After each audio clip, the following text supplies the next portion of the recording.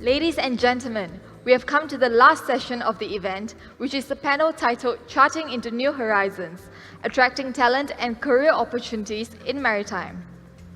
It is crucial to have a strategy when promoting maritime careers, which would encompass education, awareness, and dispelling misconceptions surrounding the industry. This involves active outreach efforts to educate potential recruits about the diverse range of opportunities available within maritime and highlighting the industry's dynamic nature, career growth prospects, and the vital role it plays in global trade. Like the previous panel session, this session consists of an interactive online Q&A where we encourage guests to post your questions and your comments to the panelists through the Slido QR code to be scanned on the left and right sides of the screen.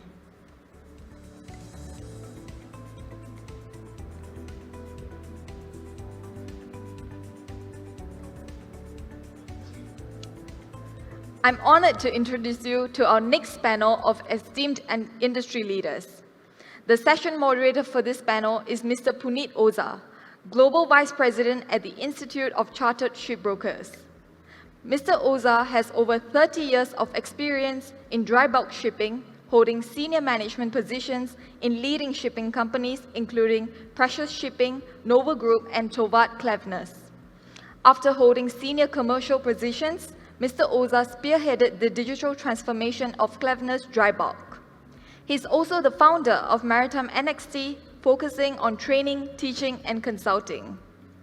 Let's all welcome Mr. Oza on stage, please. Joining Mr. Oza are the following esteemed panelists.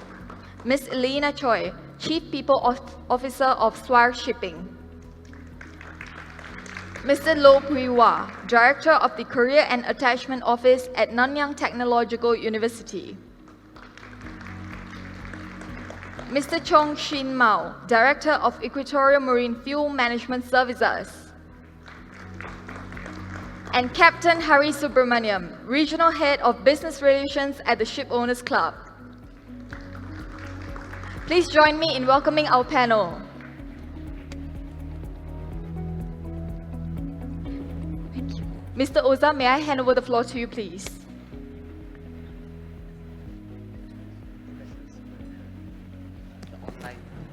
Good morning and welcome to probably one of the best panel discussions that you could ever see on maritime manpower. Sorry. Yep, I think the pre-panel discussion that I had with the panelists was quite interesting. We are talking about attracting talent in this industry. And from my own perspective, I could not have got a better panel in terms of the cross-section of the industry that we're talking about. We are having a leading shipping company. We're having an SME.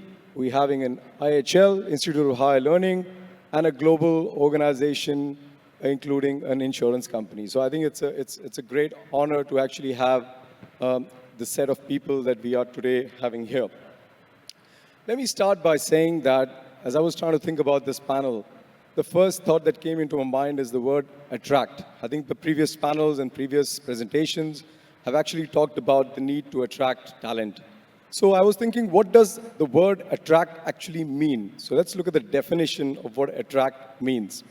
Attract means the action or power of evoking interest in or liking for someone or something. Now that sets a good setting in terms of maybe starting the discussion by maybe asking Puiwa about the idea of what is actually going to attract the talent and the generation of today, because you're involved in the NTU Career and Attachment Office. You see this every day, what the students in the next gen is actually being attracted to in terms of a career. What is it that they're looking for today? All right. First of all, thank you very much, MPAs and the organizers, for inviting me. My name is Lo Pui Wah. I'm Director for NTU Career and Attachment Office, and it's a pleasure to see so many of you this afternoon. If I talk about talents, I look after 34,000 talents, right? From the undergraduates or bachelors to the masters to the researchers. And it has been always there's no shortage of talents, at least from the perspective of the IHL, of course, which includes the polys and the ITEs. I've always been passionate, and I'm delighted the MPAs invite me to share about the talents. And without prejudice, which university I come from, I will just speak in general, knowing that there may be colleagues out there who are from other universities. So whenever we talk about talents, whether or not it's in the maritime industry or the other industry, it's always a shortage. You will always want to hire the best and the most brilliant, and I got 34,000 of them for you to choose from. But nevertheless, the question that was brought before me has to do with moving forward, what will be the aspirations of young talents that is coming out, and I'm talking in general, right? Not necessarily just from the bachelor's or all the way to the PhDs. And since this is a maritime industry forum, I would just want to very focus moving just specifically so that you can take away, find NTU has got 34,000, what are some of all these things? So there's a couple of things that I would like to suggest and share with you. That the future of talents and the way that we teach future talents is beyond just simply a single discipline. I come from single disciplines, and most of you come from single disciplines. I'm an economist, but I use economics to practice differently. So in one sense, the future of talents, and we're talking about the Gen Z or the Gen Z, has to do with how would they apply their skills into the maritime industry. And we are talking about the future skills, future of technology. So, without taking too much of the time, and we can always take it offline to discuss specific area, I would just simply make a quick comment between the STEMs and the non-STEMs. Obviously, for the STEMs, which is technology, and as well as the sciences, has to do with how to apply this in terms of the vessels, in terms of shipbuilding, in terms of how to move. So we're talking about a lot about sustainability. We also talk a lot of AIs. Increasingly, many of all these things, we are actually teaching all these courses into the curriculum, be it undergraduates all the way. The second point has to do with the non-STEM. The non-STEM has to do with teaching them on the trade laws, as well as the global situation. So even for the non-STEMs, students are equipped to understand the macro environments and how does it affect, especially for the maritime industry. So rest assured, we are producing them. It's just that attracting them to your industry is also my challenge, which is the reason why time and time again, MPA comes to me and says, Puiwa, how can you push a lot more into that rather than further down the road where all the big banks and all the consultancies are there? I'm working for you guys, so give me an opportunity to work with you all. Back to you, Punet. Perfect. Thank you very much. Can I just ask a follow-up questions? Because you mentioned the 34,000 students you're talking about. One of the hot topics, or probably the most relevant topics, is the ability for the maritime industry to now start attracting talent from other sectors, other industries. Now, NTU sits at a nice vantage point where you actually have, in fact, the maritime studies course is a part of the civil engineering space. So it's a very unique perspective in some ways. I've not seen that in other business schools and other universities.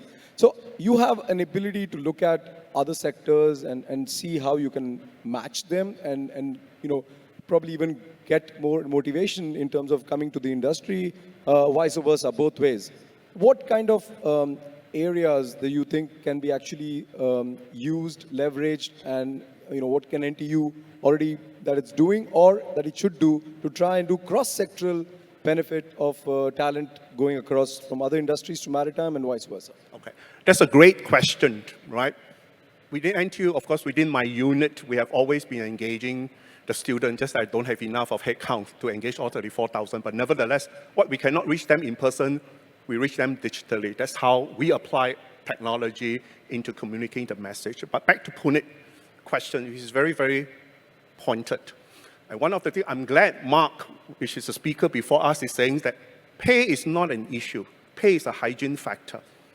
But what is more important, and in the survey that we work with Universum, right, one of the top survey companies, they comes and survey university students, not just in NTU. And three top things that that were asked across, whether or not you're a STEM student or not STEM student, is what is my career progression? What is it that is in me that is 3, 5, 10 years down the road? Gone are the days where we are asked, all right, what would you want to be in 5 years' time or 10 years' time? The Gen Z is saying that what can I achieve next year, the next after, etc. So the shortening of their career progression in terms of they evaluating your company, and I'm talking specifically about the maritime industry, is the same. The rest of the other industry, more or less, they know what it is. So we are talking about banking and finance, more or less, it is very much in the limelight. They know what it is because of their context. But maritime industry is something which is very, very specific. So on our part, we do forums such as this to educate the students to the maritime industry. But we alone, as in iShelf, cannot do this simply because we can't reach all the masses of students. So we need also to work with industry partners like you to bring maritime into the campus and share with them that besides the banking and finance, besides the SICT, behind the consultancy, behind all the top glamorous industry, your skills, be it STEMs or even non-STEM skills, can be applied equally into that and still have a fulfilling career. So career progressions, what is it for me and how can I contribute? And increasingly, let me just make one final point before I give it to my rest of the panelists. What is on top of their mind right now? Sustainability, climate change. And we have got lots and lots of very excited debates. How are we going to decarbonize? How are we doing in terms of decarbonizing? And this will be something that will continue in the conversation for many years to come. Absolutely. And I think it's a valid point. For them, the next generation, it's an existential crisis that they're dealing with. A lot left by the previous generation, if I can say so. So obviously, they are going to be having a lot of big role to play in that space. And maritime, obviously, is doing its part as well. I'll come to Captain Hari. Captain Hari, you obviously wear a couple of hats. You're head of business relations in Ship Owners P&I Club.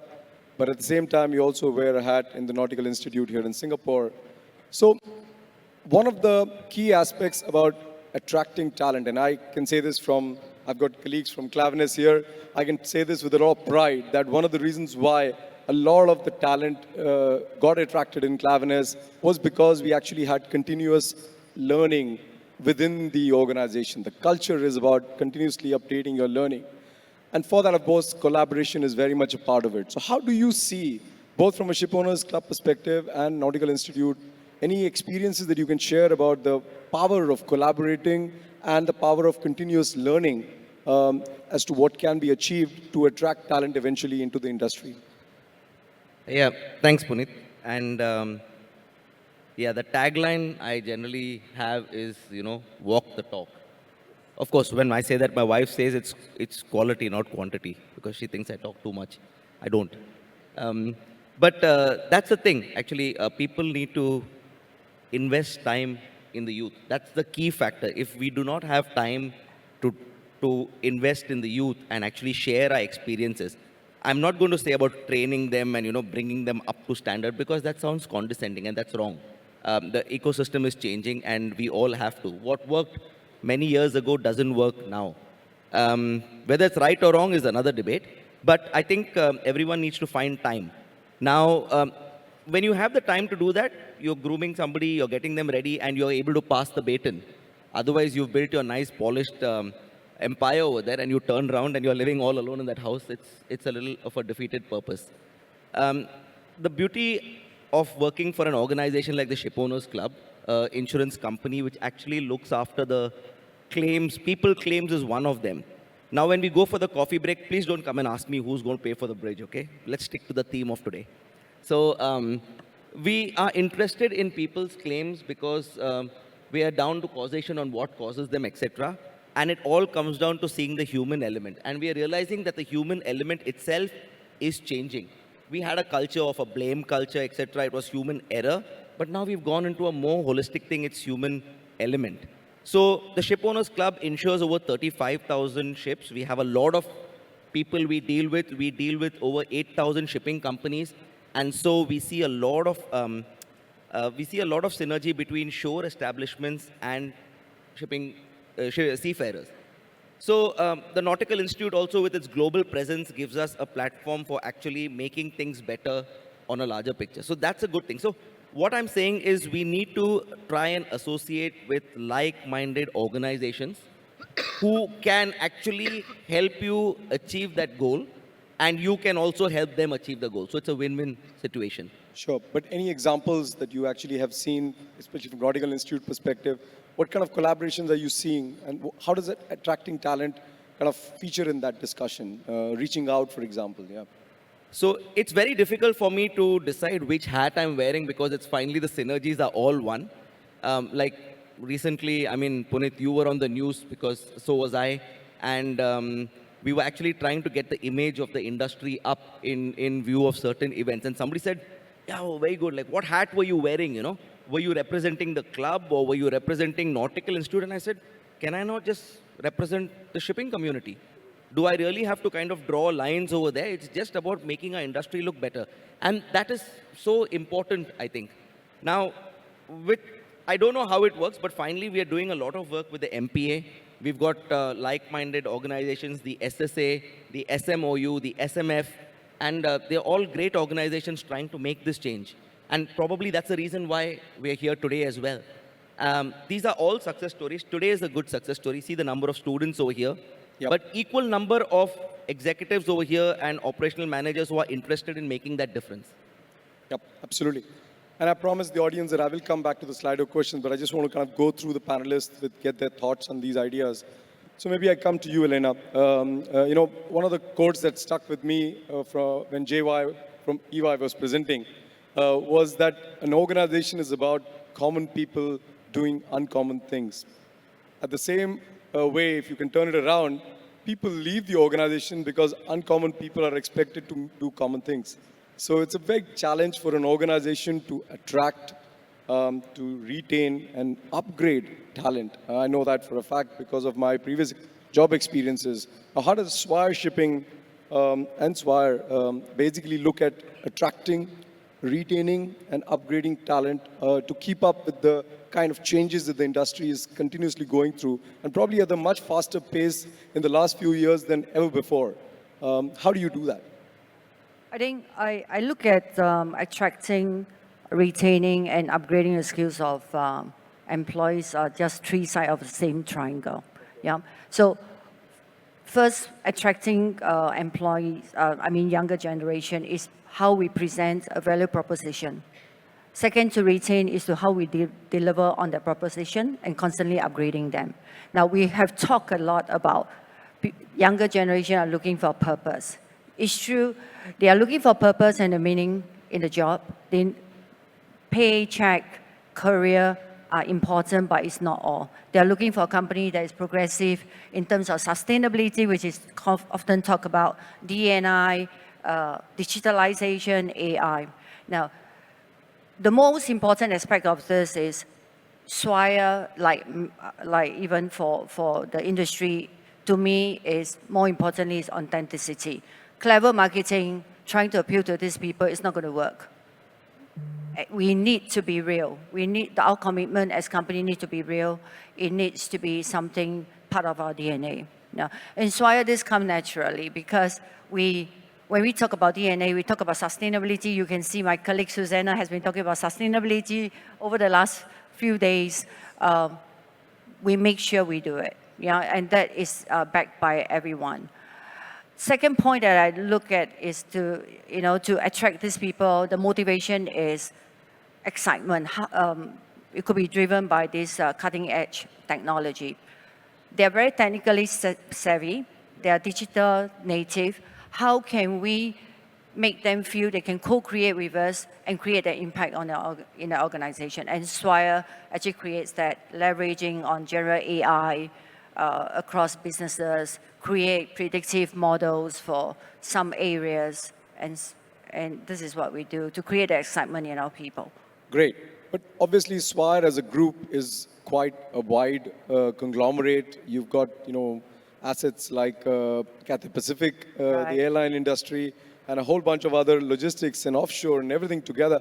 how do you see, do you actually have abilities to leverage other non-maritime aspects of the group and bring it into the maritime space? Yeah, definitely. Indeed, SWI is a very diversified group with deep and broad expertise. Leveraging on this actually brings a lot enormous benefit to us. Like, we have very strong network, and this is deliberately, and it's very key to us. We actually share knowledge, skills, like for example, sustainability. My colleague will talk very much to the aviation, talk to a company where our sister company that produce biofuel, and then see how we can explore possibility to bring that idea to, to decarbonization initiative in the marine time. Yeah, so hopefully the students here are kind of listening to this as they say, the scope is getting wider and wider with every single day in terms of what maritime is trying to encompass in terms of learnings and things like that.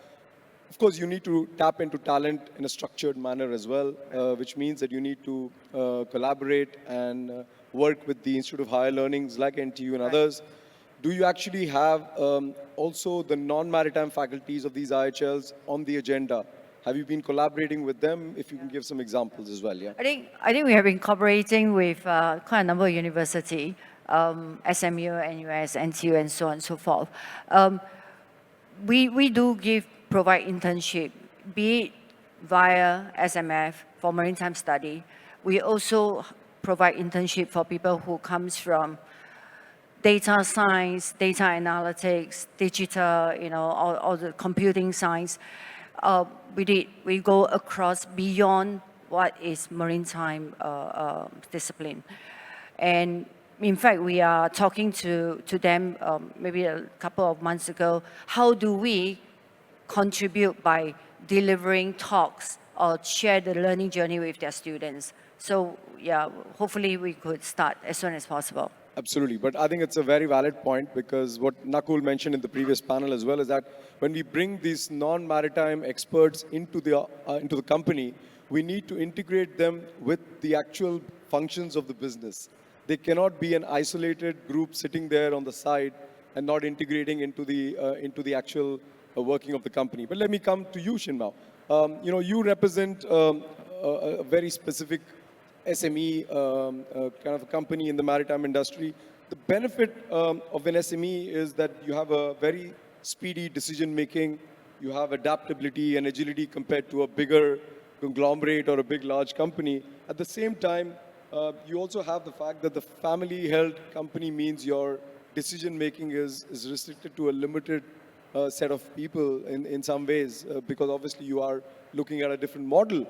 But at the same time, how do you balance both these things when you try and look at getting the right kind of talent to grow the company, at the same time also manage the ethos and the value of a family-held company? So it's a very interesting balance that obviously you have to strike. Please. Thanks, Puneet.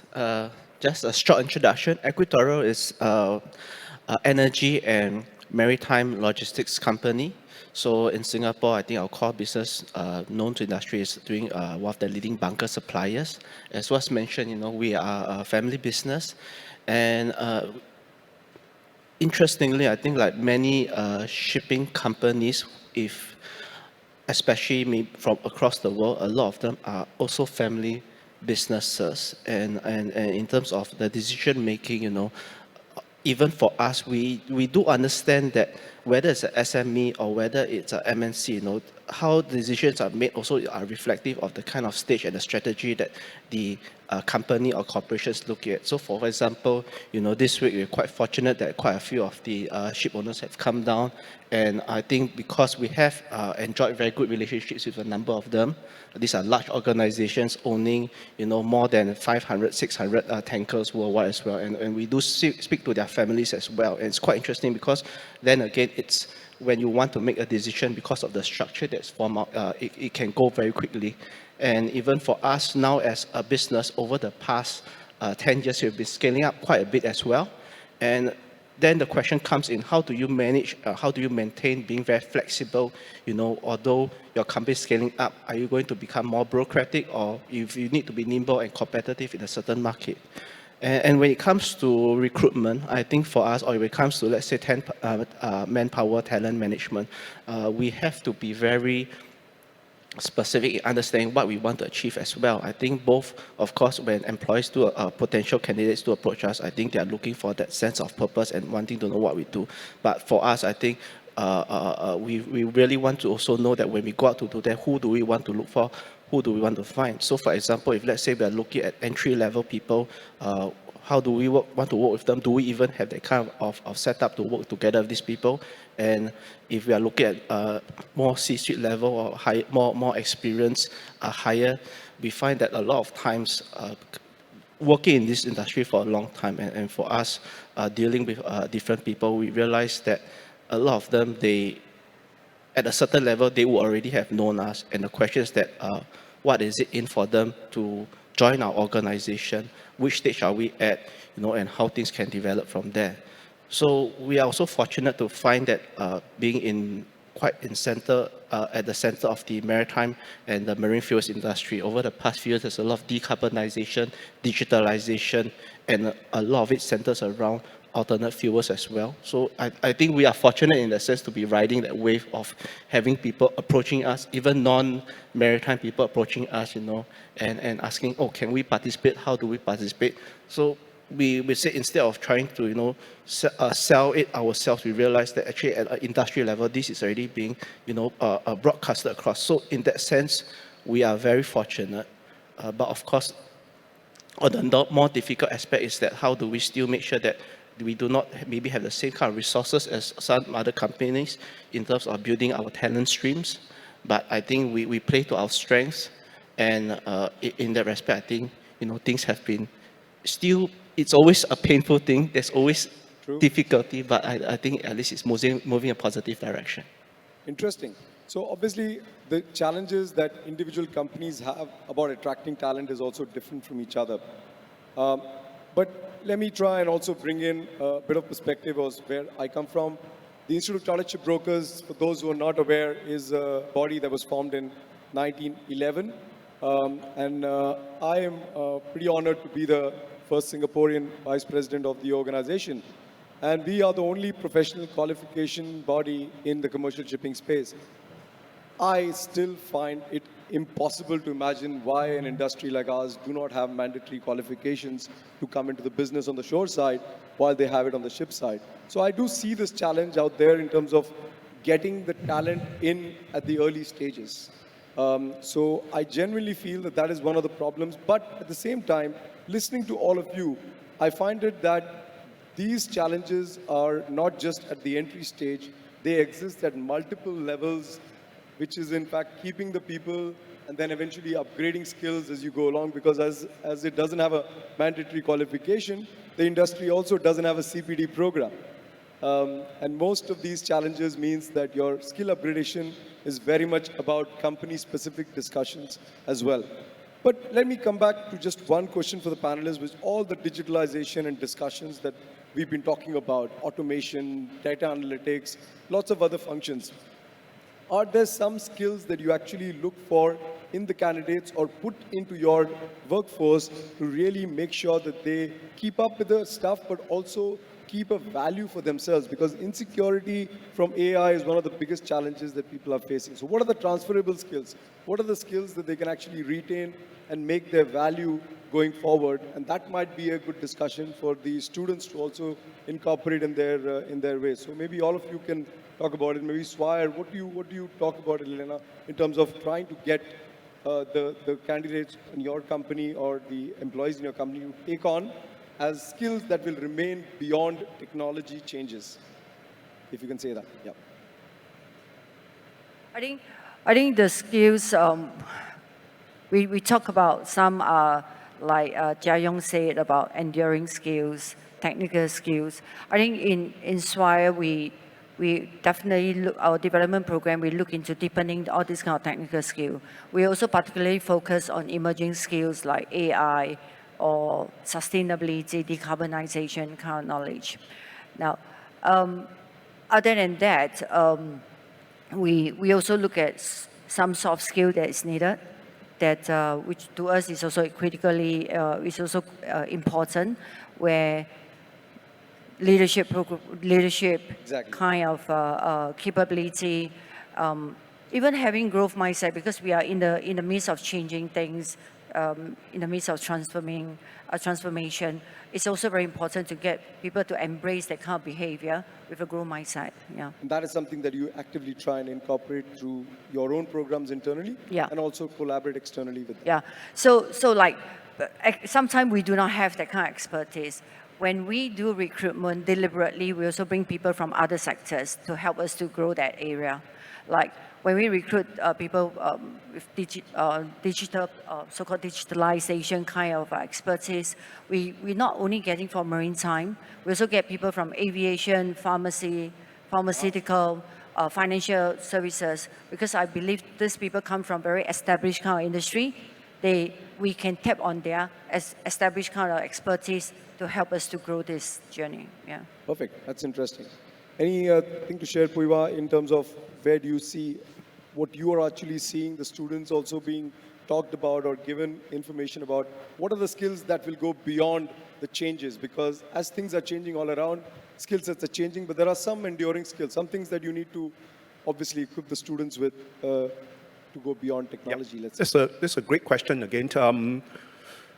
For hundreds of years, universities has been teaching skills and knowledge, right? More so now in a changing environment, and this continues. Other than the very much the technical skills, which all of us are very familiar in this room, increasingly there are skills that is very much, we call it transferable or universal. In other words, wherever that you go. A couple of things in NTU, and I'm sure the rest of the other autonomous universities who is here will also agree and teaching that. I mentioned about sustainability. All undergraduates must go through sustainability. Whether or not you're STEM or you're not STEM, you need to love your climate. You need to love the world. You need to love Gaia in one sense. So sustainability is very much ingrained. Whether you're an engineer designing autonomous vehicles or decarbonization, or whether you are from the humanities, activating, promoting climate change, etc., the sustainability part will always be there, and it permeates into all our graduates. Second part, which is very important, has to do with ethics. Every of the students goes through ethics, right? One of the things that I'm sure every one of you in the room will agree with me, character is the most important, right? You can be very successful in optimizing your P&L, making a lot of returns for your shareholders, but you have to do it ethically in one sense. So sustainably, ethically, one. The third thing has to do with digital literacy. Whether or not you're a STEM student or non-STEM student, you have to be digital literate. As long as you hold a mobile phone and you buy things online, you have to be digitally aware. So many of all these are all ingrained into the syllabus, into the teaching environment, into the pedagogy, and these are the things that is transferable. And of course, one last thing, which is the toughest, right? How to move away from very fixated into a domain and just books into a broad base. And this is something which is work in progress. The curiosity of understanding things, the curiosity of finding what it works. And it doesn't matter whether you're from a STEM or non-STEM, you just need to be curious why the world operates on this way. So it's the last one that is continuing to be challenging, and I welcome the industry. Pose us tough questions that will trigger the mind of students to ask very, very tough questions that is for the future. Absolutely, that's good. Shinmao, maybe specific areas that you think, your thoughts on this? I think for us, this is, I think the thing that we enjoy about such conferences is that there's a lot of exchange of idea, and what I'm about to say is not, I would not claim credit that it originates from my own. So previously, I think I've been told, and I do use it as my own guiding principle as well, just two things. You look at attitude and you look at aptitude. And these two things, after that, you can break it down into all sorts of different things. But these are the two things we look at. You know, number one, I think you cannot, it's not one or the other, or one, both are a must for us. And of course, so many different skill sets, whether at whichever level you come in. And for us, for example, let's talk about maybe a bit more entry level. We are fortunate now to be at a stage whereby we have senior people within office who can do training. But if let's say I'm talking about my operations or my sales, you know, we can't have people who say, look, we are uncomfortable to switch off after a certain amount of hours. We are not there to say, look, you cannot have work-life balance, but you know, what is the nature of the job? Of course, there are other roles within a company can do this. And talking about sustainability as well, we are frank, we are now working together with parties on certain things such as methanol bunkering, ammonia bunkering. These are unprecedented. Where are you going to find a person who has done these things before? Singapore is leading on it, and Singapore will be the first to do it, in fact. So then again, it means that you have certain core competencies and certain skill sets that are cross-transferable, and how do you bring a group of people together, and how do you work on it? So for us, I think in that respect, we do look out that, you must have, in terms of, let's say, attitude, given it's there, willing to learn, willing to adapt, willing to improve. And then on the other side, competencies, you may not have everything, but how do we mix and match within the organization to do that? So far, it's just these two. Interesting. Captain Hari, maybe your thoughts on this, especially because you want to raise awareness about the industry as well. So it's those skill sets kind of go beyond just within the organization. You have to take it pan-industry. Absolutely. So my take is going to sound slightly tangential, but I think the first thing we need to teach them to be is good human beings. Frankly, we are losing sight of that in whatever career we are going. And AI, fine. Let's not forget EI. I think emotional intelligence is very important. We have to teach our generations that somewhere down the plot, we always tend to lose sight, and it's a race, and it should be an ethic race. I think ethics was touched about, but you should compete with yourself. And I think that's your biggest challenge. And that's the problem in our industry as well. It's all about the image of the industry. We only make the news when something goes catastrophically wrong. If you think of a shipping industry, people will think of Evergreen. They'll think of the ship I cannot name because the investigation is going on in recent times. But, that's the sad part. And then it's our own people who are the guys who have sailed and now comfortably sitting ashore, who become those keyboard monsters and literally rip the guys on board to shred. They should have done this, they should have done that, and you should have tightened this bolt and greased this thing. It's very easy to do that. And they just had, it's very disparaging to hear this. And that's where I think emotional intelligence comes in, putting yourself in the other person's shoes. Once that happens, it becomes so much better. In fact, just yesterday or day before yesterday, I was sitting with the Mission to Seafarers, the charitable organizations. And I have to mention them because I'm a global ambassador among many important people who actually have got the common cause. And they want to do something good for the industry. Sure. So there are people like this, and the main thing is all about synergy. There are people, high top executives, there are people who are just doing work like me, trying to make a difference. We all come together to do something meaningful. So I think once you get that emotional intelligence in, and that leads into compassionate leadership. And if you don't be a compassionate leader, imagine like 10 people in your organization and you bring your troubles from home to work every day. You come with your grumpy face, your body language is all wrong. And out of your 10 people in your team, finally 4 might tell you, you know what? I don't deserve to see this. And this might be the impression of the shipping industry, because some of us like to walk around saying like, I've got a pressure job. The more tough face I keep and throw like I'm having the toughest time means I'm important. No, it's not that. And 4 people might say, you know what, I'm done with this, and they'll go to another industry. And that's not sustainable, right? I mean, the workforce, the S part of your ESG, the social part, is so important that if you do not have the proper people of an industry, then there is no industry, in my terms. Great. I just wanted to add one personal observation from my side. I've also been involved, or our family has been involved in a scholarship for the last 8 years. And a couple of the scholars have now joined the industry, one with Shell and one with Swire. They are the biggest motivators for the other 6 scholars who are currently studying in the to get into the industry.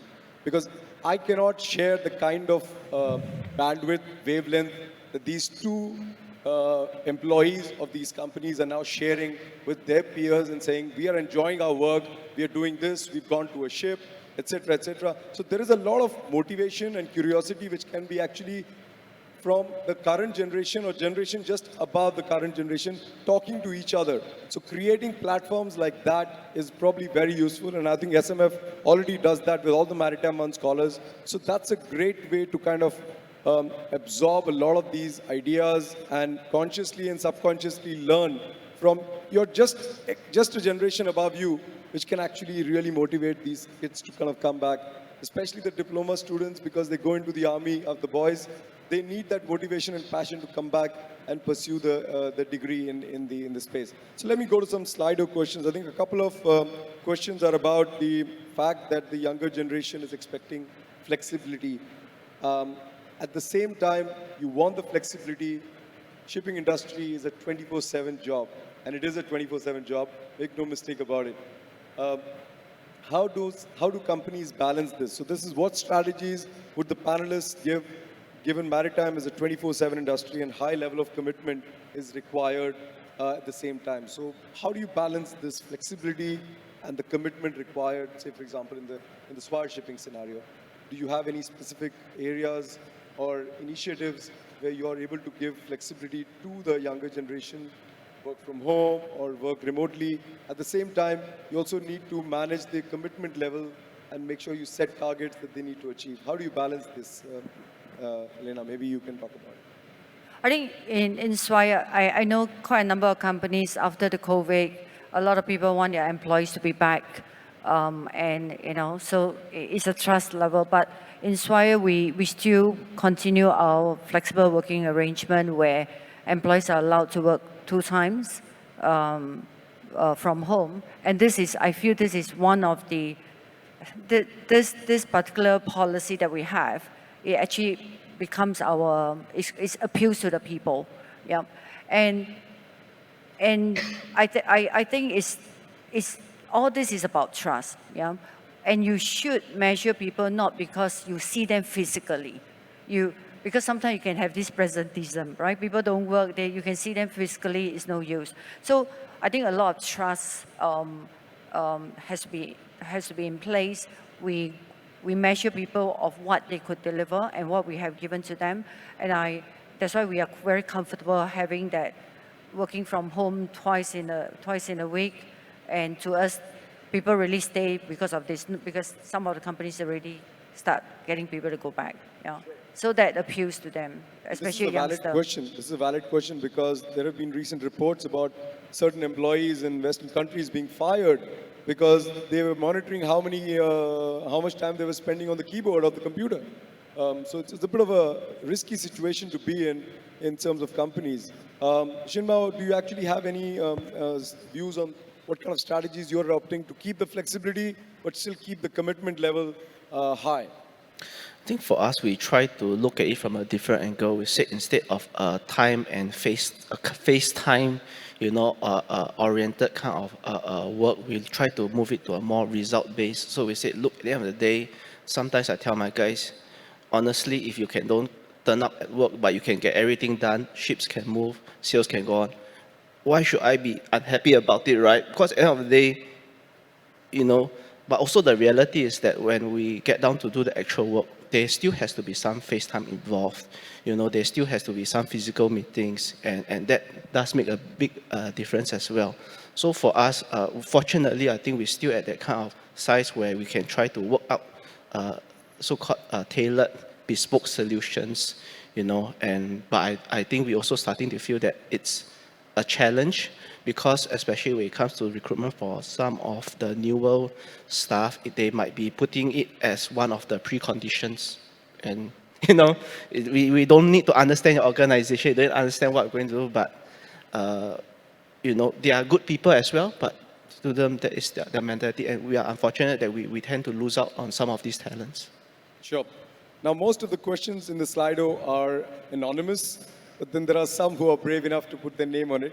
Peter Schlemberger has asked a question to Elena, which I will read out. How and with what arguments can we convince the majority of the owners and managers that are only willing to spend the mandatory minimum for training of seafarers, which is also a challenge to managers that face owners who expect crew managers to deliver ready people, in inverted commas, and not continuous learning. So obviously, the challenge is that you are having just-in-time kind of a concept or just about ready people, and obviously you want to look at continuous learning. How do you see, what kind of arguments can you actually see developing which can push the managers to try and build continuous learning within the crew rather than just have just-in-time, just-ready people? Okay, Question. let me look at the question. That they are willing to spend the minimum for training seafarer, which is also challenge the manager that face owner who expect crew manager to deliver. Yeah. It's basically Training. not continuous learning, but just the minimum that's required. Yeah. And that's been set by regulations. Yeah, I think it's never easy, right? I mean, sometimes you want to convince. I just talk generally because in Swire we believe we actually put aside budget to do training, and we believe strongly in training. I think it's never easy. If, let's say, we talk about monetary, we want to spend so minimum. I guess where we can come from is telling if we could show the impact of the training of the people that we have sent, that would be good. That would be more convincing rather than say training is important. But if we could see the improvement, that is the tangible benefit of people after going training and what they can bring to the organization, I think that's the way that we could convince the owner or convince the employee that more than whatever we give, more than the mandatory requirement, could bring much more benefit to the company. But I guess it's really by showing the impact. Yeah. Sure. So it's basically by literally walking the talk in some ways. Yeah, and then I guess it's not easy to measure, because especially those kind of soft skills, when after people go for training, you have to make sure that they really apply that knowledge or skills into their day-to-day job. And this is where I think we need to continue to improve in this area of the lawyers say that a good contract is when nobody comes back and talks about it. So effectively, if you don't see any accidents happen, if you don't see any challenges happen, that means they're applying their knowledge. That's my, at least, assessment. Yeah. So if, let's say, you have a statistic showing that if you send managers for leadership program and also managerial program, managing people, you see the trends start coming down where they have less complaint about managers managing them. I think then that's something that you could measure, and you can use that to convince. Yeah. No news is good news. Yeah, absolutely. Captain Hari, obviously from an insurance perspective, P&I plus perspective, you actually have a lot of interaction with the crew side. What is the appetite you see for the crew to kind of take up this continuous learning discussion that Peter is talking about? Because obviously the ship managers have got a certain role to play, but it takes two to clap. So you also need people to be willing to do that. So does that come into that discussion at any point of time from a P&I perspective? Yes, the first discussion is what is the bandwidth of Wi-Fi you provide on board. Once we've tied it that major entry qualification, then of course there is. But again, it's generational, because there's one generation who are in their comfort zone. Probably they've reached a level and they say, I'm already a captain, so why do I need to upgrade? I'm just doing my job, this thing. But you have the younger generation come out who's very hungry. But there's also another thing is, if they want to do the continuous qualifications, it's going to be for a greater cause. What are they qualifying for? Are they going to stay within the industry, or are these skills which they can actually put on their CV to take to other industries? Okay, right. So it's going to be on what the mindset. Have you come there to make shipping as a career, or was that the shortest straw you've drawn? Okay, is it a stepping stone? I'm waiting for a vacancy to become a checkout clerk in Sensong, that at least I can meet my girlfriend every day. That's not going to be. Then, it's all about where you want to make shipping as a career, a profession, and be part of it for life. Interesting. Thanks. So obviously, one of the interesting questions I see right away is, are there more that the company can do to identify and recognize trainings that employees undergo in terms of career development opportunities? I can again share a Claveness example. We had the digital transformation, we had a continuous upgrading of learning, and when people finished certain levels, there were of course a certificate of recognition, but there was a bottle of champagne and chocolates on everybody's desk when they finished that particular thing. It was a great way. We could actually see in the office who had the bottles of champagne and the balloons and the chocolates, which was a way of recognizing that this person has achieved a particular thing within the organization. So how do you see that happening more? Do you have ways of sharing some examples in Swire, in Equatorial, in Shiponas as well, Shiponas P&I Club as well, of really recognizing when employees have achieved a particular goal or target in career developments, for example, so that others get motivated. I guess, I mean, when we send people for training and, you know, and recognize training their employees, I think there are two questions here, right? It's like, more than that, the company can do to identify and recognize training their employees and undergo in terms of career opportunity. I think employees should take it like trainings is actually upgrading, is good for them, you know, and when anybody goes for training, for us, definitely we recognize what they have undergone. And when there's any career opportunity, we will take into consideration, you know, this person's ability to apply what they have learned, right? It's not just by them going training and then we say, okay, because you have gone for training, therefore there's a career advancement. Okay. Yeah, they must, when you stand for training, sometimes it's to upskill or reskill, or even get them ready. And to me, is the employee will benefit regardless whether there's a career opportunity for them. Yeah. But do you kind of look at highlighting achievements of those employees when they finish their training by actually giving them a recognition which helps motivate the other employees to actually take up these ideas as well? I don't think we did very much on that, but definitely people who have gone through, let's say, identified to go through leadership program, everybody knows that, okay, this is the group of employees that we have developed them, and they must have gained some knowledge in terms of leadership training. Sure. Yeah. Obviously, in the SME space, Shinmao, it's a bit easier because you have a smaller team, you're much more closely knit with each other. If somebody is going to do a course or you know, get some learning opportunity, it's much more visible. But how do you kind of, you know, put a poster boy kind of a concept which helps other people get motivated to do that? I think like what, you know, Swai Elaine has mentioned, normally if people get selected to go for training, I think a lot of people, the recognition is that they are being given this opportunity to go somewhere. So in that regard, we don't have the issue that we do something after that to get them recognized, because perhaps our organization is not, you know, so big such that people don't know who is going where. But of course, the difficulty we have sometimes, not just about this selected field training, but of course, general training or courses where, you know, the difficulty we have sometimes try to identify what type of training is going to help our employees and what type of training is going to help us move. For skill set based training, it's quite straightforward. For example, you need to learn this specific skill in order to move in the dual market or get certain qualifications. For example, cargo officers, you need to go for SS648 courses before you can be qualified to do that one. It's a prerequisite. But other trainings that we are now looking at more on, let's say workplace stress handling, you know, how do we try to impute a bit more leadership skills, soft skills. These are a bit more difficult for us because based on our limited resources at times, we want to invest in them, but we also do get feedback sometimes that you have to not only identify what is the course material that they're going to learn from there, is it going to benefit them, you know, and I think that is the challenge to us. Interesting. Hari and Puihua, if you actually have any specific insights. We have an internal recognition tool on our intranet within the club. And definitely we put that over there. Nice. But then just very easy. I mean, rather than going all that, just we take the team out for lunch.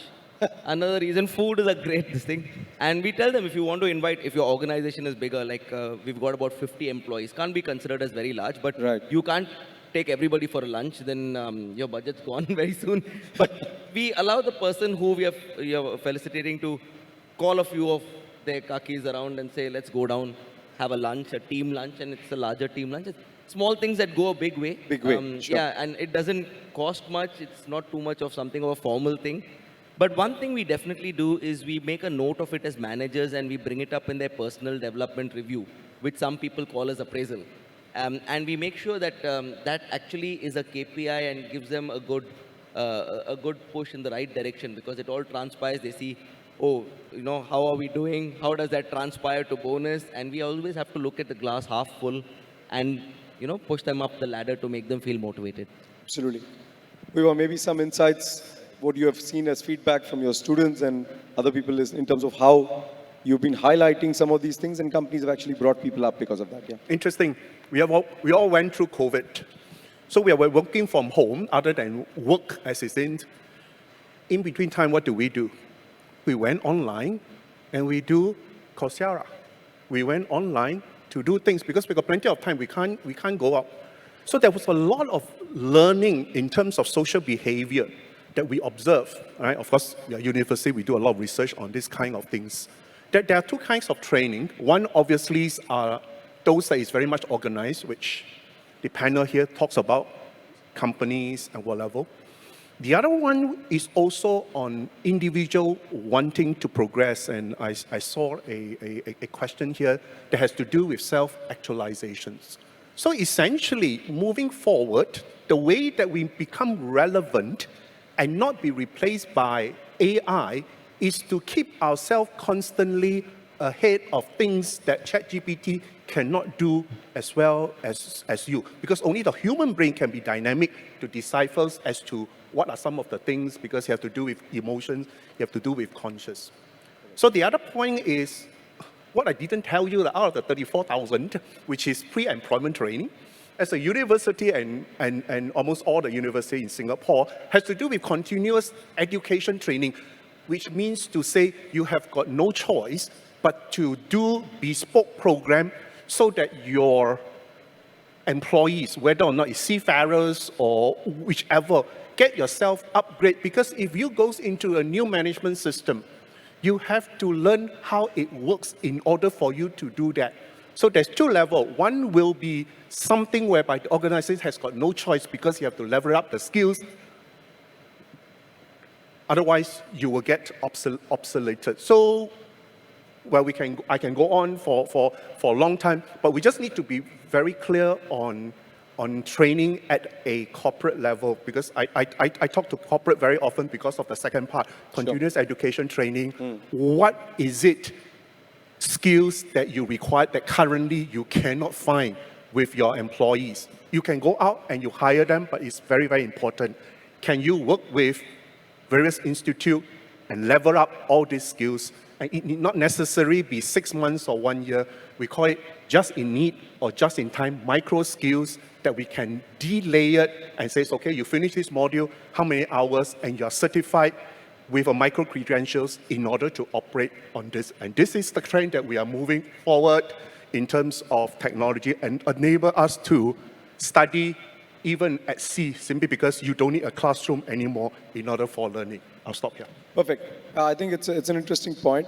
We're getting closer to the end of it, but just a small point that was mentioned in one of the Slido questions was, a lot of the points that we talk about, according to this questionnaire, is related to developing markets. Singapore is a very mature market from a maritime perspective, I guess, and many companies would just want the candidates to do the job. They don't want to really give any additional incentives or any push to them. What is your view on that? Do you actually feel that that is the case? Is Singapore a market where people are just wanting the candidates to just simply do the job and not do? Because I just think that it's contrary to all the stuff that we've discussed so far. But obviously the questioner feels that there is a way of looking at that. I just wanted to dispel any myth, if that was a myth, according to me. I don't think I've come across this, but I'm sure this thing is come here because somebody's faced it. Right.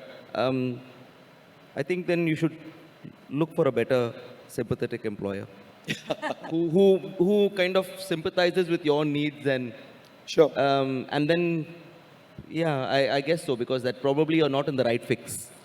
Looks like we are all saying that it's definitely the other way around, and I can vouch for it because obviously continuous learning is very much a part of what I've been doing all along, and I think Singapore is a great place to actually have that.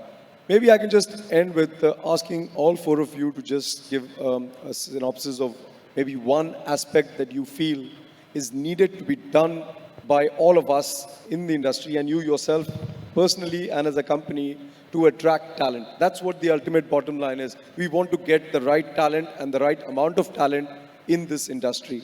So if you have to actually say one thing that you will be on your wish list, even if it's a utopian thing, don't worry about it.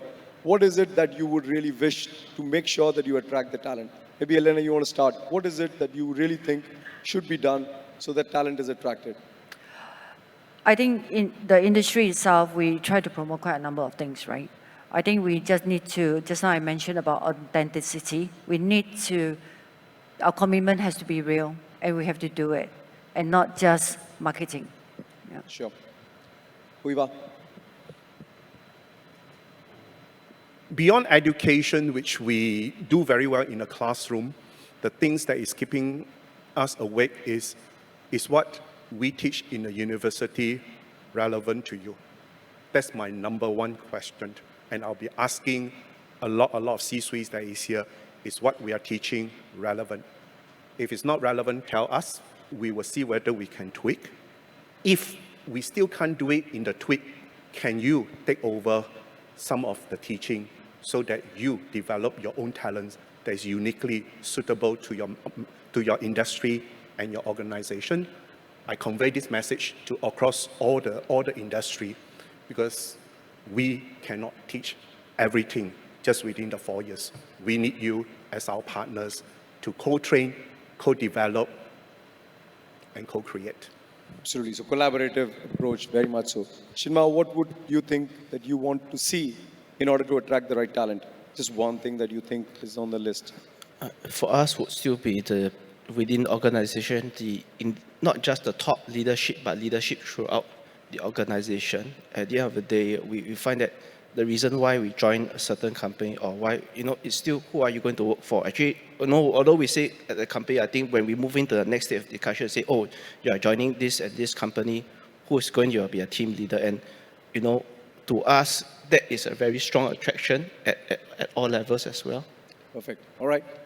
Gapnadi, you're passionate about the image of the industry. I think we need to, at the risk of sounding like an ex-US president, I think we need to make the shipping industry great again, And I think if each one of us, it's not just a Kenneth Lim who's very good on LinkedIn, amazing, a Punit, myself, but I think everybody of here in this room go out as ambassadors. We need everybody to make the right noises to keep the industry sounding great. And that should be the motive of any seminar or a panel. When we go out of here, people should go out, I've got a purpose, be an ambassador, a positive vocal voice of the industry. And I think we can. If we just go out here and say, how was the conference? Yeah, the cakes were not nice at tea time, and the coffee took too long. Point lost. Seriously, let's go out over there, and together I think we can really do it. But we have to walk the talk. I agree. And I think if we can all say that we go and talk to one non-maritime person about the maritime industry and promise to do that, I think that's one way to start it. I'll leave you with one thought, that a lot of people look at investing in manpower or attracting the right people with a very short-term approach. So as I was telling somebody, you cannot plant seeds only because you don't see the trees growing. You will never have a forest. You will never have the forest.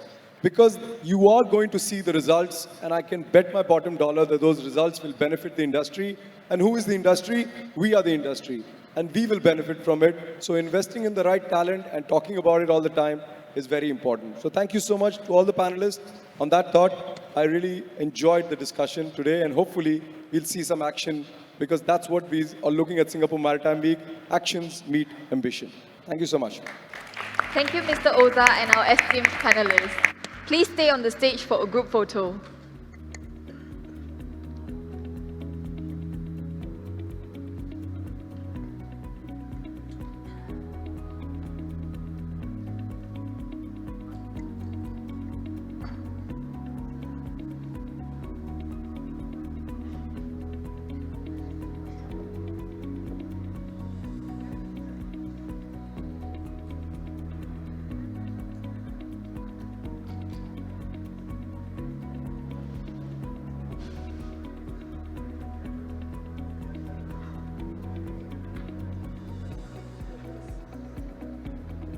Thank you. You may now return to your seats.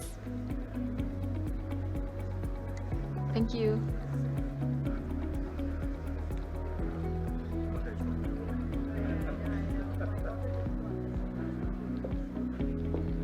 Thank you. you.